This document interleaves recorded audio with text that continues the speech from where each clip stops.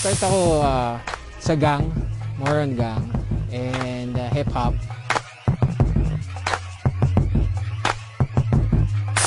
Nagsimula naman talaga yung graffiti sa Pilipinas dahil sa mga gang. Actually, nag-start ako 1996. Member ako ng isang gang dati. Mostly, makikita mo way back 96, puro tag lang. Yung mga simpleng graffiti lang makikita mo, wala masyadong fill-in, wala masyadong kulay.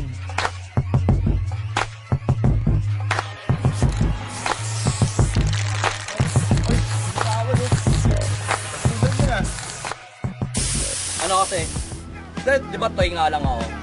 Sobrang, ang toy kasi parang, ano yung mga baguhan, yan yung tawag dun sa toys eh. Sa scene, yun yung parang baguhan ka, wala pang napapatunayan, gano'n. Alam mo yun, maniwala lang sila sa isang kagaya ko na, wala pa napapatunayan. Tapos kayo, sobrang veterano na ako. Tapos naniniwala kayo sa akin, na kaya kong gawin to, na papakisamahan nyo, sobrang, alam mo yun, yung respeto, yung pagtitiwala lang nila na, kaya mo yan. Ano ba, i-get up ka sa scene na to.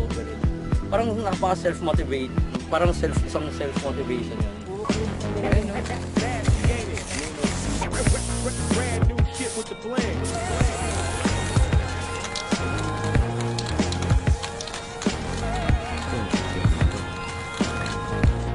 Actually, I won't call it a gang eh. So, crew. Yung gang, parang sa akin, gang parang dapat may depend yung turf mo, yung teritoryo mo as a gang. Pero yung graffiti, depend mo yung graffiti mo sa ibang writer, ay yung parang crew. Pero pagka crew kayo, represent mo yung crew mo, kasama yung crew mo, syempre, mas masaya lang, hindi ka nag-iisa. Bila mo lang yung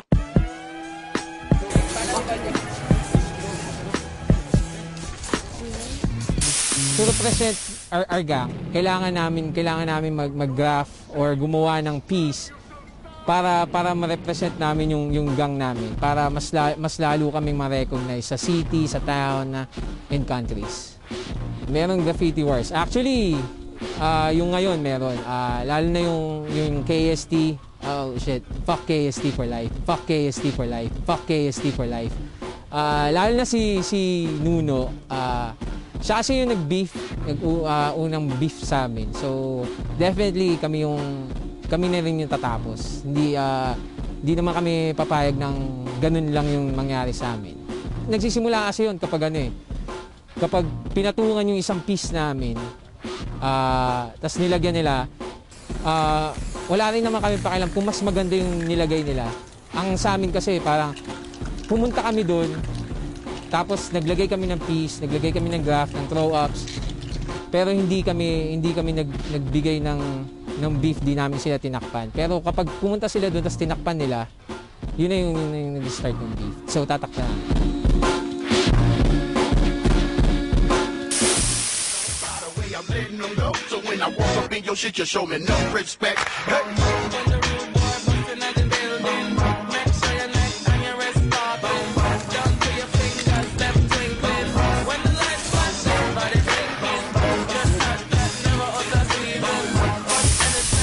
Graffiti artist, syempre spray paint. Usually binibili namin to dahil kailangan, or minsan ginagamit namin yung mga regular paint, latex, exterior latex, baga. Tapos essentials, caps. Actually sa Pilipinas, marami ng klase, pero the most basic ones are yung mga female caps galing Japan. Pinaka-normal na ginagamit yung fat cap with meron siya red dots. Nagbubuga siya ng maapal para mas madali siya magamit sa pag-fill, paglalagay ng color sa loob. At the same time, pwede mo na rin sa pag-outline. Yung iba naman, katulad nito, flare shade, mostly for detailing, misting na sa mga pieces. Ito ginagamit sa mga complicated pieces na. Pero yung mga fat cap, sa mga magagamit mo yan sa tag, sa bombing, sa mga normal na throw-ups. At ito, yung blue dots, Ito yung skinny. Usually pang outline for detail at the same time. Tapos, smooth line fat. Smooth line fat, light green yung color niya. Usually for bombing din. Pero okay din siya pang fill. 4-piece. Yung pink, soft fats, pang detail din. Pero okay din to pang tag and bombing. Tapos yung pink dots, male to, galing States. Pang bombing talaga to. Ito yung pinakamalaking buga sa lahat. Bringing you the coolest at about 13 I was lying to my mom and looking up the scheme I was me as we cruised the streets Morning turned us silent a big bag with sweets it was staying where and I Nakakatanggal siya ng stress and exciting, yung thrill, yung adrenaline rush namin sobrang taas. Lalo na kapag yung nasa high-rise kami, yung matataas na lugar, yun yung pinaka gustong-gusto namin akyatin, yung mga ganun. Graffiti talaga bawal siya. So, paglalaban mo lang talaga kung bakit mo ginagawa yun.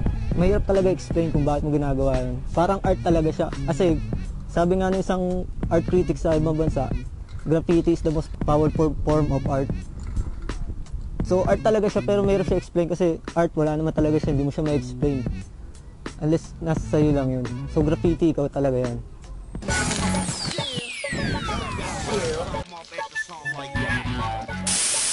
Kasi ginagawa ko to wala para sa sarili ko naman eh. Hindi naman para sa iba, hindi rin para pagkaitaan ng pera.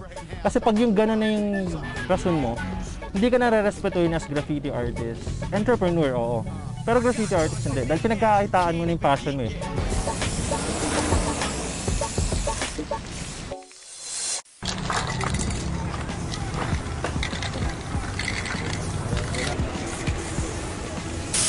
Last year ko lang nalaman na may ganito palang eksena sa Pinas. Akala ko dati sa ibang bansa lang to, ganon. Meron palang ganito. Nakita namin ni Boglat nung una, naaliw kami. Natuwa kami kasi, syempre, di ba, hindi katulad ng iba na pag kami gumawa, letra, 3 letra, pipilan, tapos